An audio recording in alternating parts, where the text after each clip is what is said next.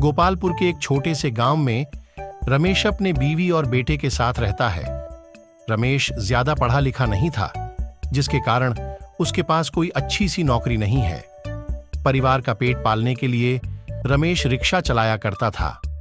रमेश काफी गरीब था और उसका एक ही सपना था कि वो अपने बेटे को पढ़ा लिखाकर एक अच्छे मुकाम पर पहुंचा सके। एक दिन रमेश अपने कमरे में सो रहा होता है, तभी उसे कुछ हलचल की आवाज आती है। उसकी नींद खुल जाती है और वह देखता है कि उसका बेटा सोहन उसके पैंट की जेब में कुछ ढूंढ रहा होता है। रमेश फौरन उठकर सोहन पर चिल्लाकर पूछता है, रमेश, क्या कर रहा है तू? अपने पिता की आवाज सुनकर सोहन डर जाता है और कहता है, सोहन, पापा वो। मैं सोहन अपनी आंखें नीचे कर लेता है। रमेश, तू चोरी कर रहा था? अपने पापा को चिल्लाता देख सोहन रोने लगता है। रमेश, तेरी ऐसी कौन सी इच्छा है जो मैं पूरी नहीं कर पाया? ऐसे कौन से खर्च है तेरे जिसकी वजह से अपने बाप के पैंट से पैसा निकालना पड़ा? मैं सुबह से शाम तक सिर्फ इसलिए मेहनत करता हूं कि तुझे किसी अच्छे मुकाम पर पहुंचा सकूं, और तू चोरी सीख रहा है। रमेश की ऊंची आवाज सुनकर उसकी बीवी सोनिया वहां आ पहुंची और कहती है, सोनिया, क्या हुआ जी, क्यों चिल्ला रहे हैं? रमेश, पूछ, इस नालायक से ये बताएगा सोनिया, क्या हुआ सोहन, और तू रो क्यों रहा है? सोहन कुछ नहीं कहता, बस सिर नीचे किए रोता है। रमेश ये अपने बाप की जेब साफ कर रहा था। सोनिया, नहीं जी, ऐसा नहीं हो सकता। अरे आपको कुछ गलत फहमी हुई है, और अगर पैसों की जरूरत थी तो मांग लेता। लड़का इतना बड़ा हो गया है कि मांगने में शर्म आती है। सोनिया, क्या कर रहा था बेटा? तो सोहन कुछ ना बोला। रमेश, देखा मुंह नहीं खुल रहा है, इसका रंगे हाथों पकड़ा गया है ना। सोनिया, ऐसा क्यों किया बेटा? तुझे कुछ चाहिए क्या?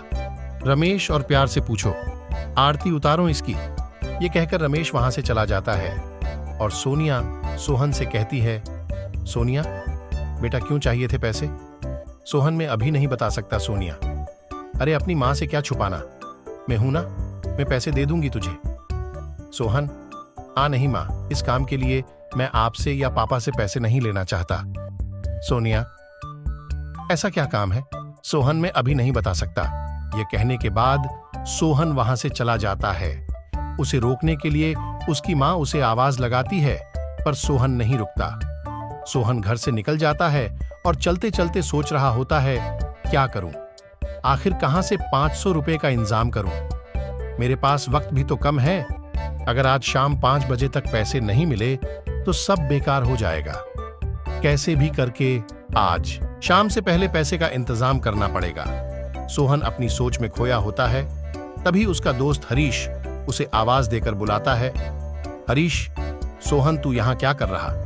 सोहन, भाई वैसे परेशान हूं। हरीश, अरे भाई के होते हुए परेशान क्या बात है, बता। क्या बताए?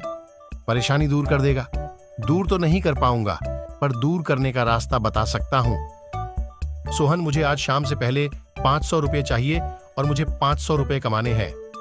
अच्छा देख, एक तरीका तो है, पर तू कर नहीं पाएगा। सोहन, बता बता, मैं कर मेहनत का काम है भाई। सोहन, जितनी भी मेहनत हो मैं कर लूंगा। हरीश, अच्छा मार्केट चल, बताता हूं। रमेश और सोनिया शाम को घर के कुछ सामान लेने जाते हैं और वे रास्ते में सोहन के ही बारे में बात करते हैं। रमेश, क्या लगता है सोहन पैसे क्यों ले रहा था? सोनिया, पता नहीं जी। रमेश, तुम तो उससे बात करने वाली थी ना सोनिया? हाँ, पर उसने कुछ बताया ही नहीं। वो बोला कि कुछ काम करना। रमेश, तुमने कुछ पूछा नहीं क्या? रमेश, सोनिया, पूछा, पर उसने बताया नहीं। वो बोला अभी बता नहीं सकता। ऐसा क्या है जो बता नहीं सकता? कहीं वो किसी गलत काम में तो नहीं पड़ गया? सोनिया, नहीं जी, मुझे अपने बेटे पर पूरा भरोसा है, किसी गलत काम में तो नहीं होगा वो। रमेश, हो भरोसा मुझे भी है, पर पे दुनिया मासूम नहीं रही। हम गरीबों को ऐसे कामों में घुसा देती है जहां हम जाना नहीं चाहते हैं। सोनिया, नहीं जी, आप बेकार ही परेशान हो रहे हैं, ऐसा कुछ नहीं है। रमेश, भावुक, सही कहती हो। मैं भी बिना जाने उसके ऊपर चिल्ला रहा था। वो चोरी कर रहा था क्योंकि मेन उसकी इच्छाएं पूरी नहीं कर पा रहा था। सोनिया, ऐसा कुछ नहीं है जी, आप कुछ ज्यादा ही सोचते हैं।